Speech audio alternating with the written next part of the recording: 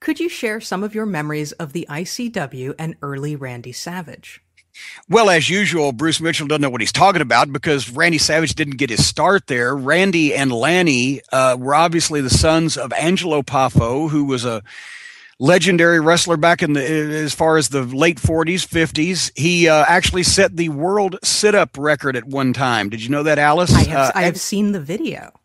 Angelo Poffo did 6,033 sit-ups in a row. But anyway, he trained his sons, Randy and Lanny, and they debuted in around 1974. Randy was still a minor league ball player at the time, and he wrestled under a mask. And Randy and Lanny, they had worked for the Sheik in Detroit, and they had worked for Nick Goulas in Tennessee, and a variety of places. But the problem became that it was frowned upon in this establishment for guys to go into business for themselves and want to run opposition to the established territories. And that's what Angelo did with his sons. And then joining with Bob Roop, Bob Orton Jr., Boris Malenko, and Ronnie Garvin, who had gotten on the outs with the established promotion in Knoxville. So they formed International Championship Wrestling, ICW, in, I believe it was 78 or 9-ish,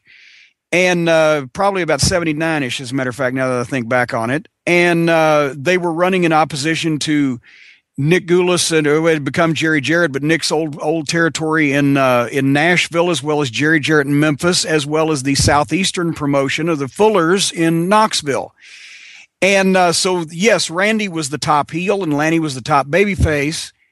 And they ran opposition for a number of years until finally, with most of those other stars I mentioned having moved on back into the mainstream, and the heat was off of them for running opposition, and the Poffos held out as long as they could until finally closing down and making a deal with Jerry Jarrett. And Randy came in and had all those dream matches that they'd been promoting for 5 years with Jerry Lawler, because they would always knock Jarrett's guys on their TV, and they'd built up a match that people wanted to see for 5 years. So they did tremendous gates with it, 8,000 people in Lexington.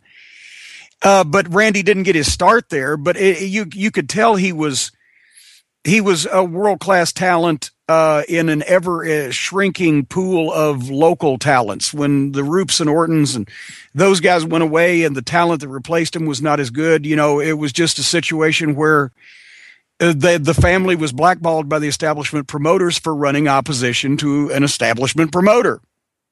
The end.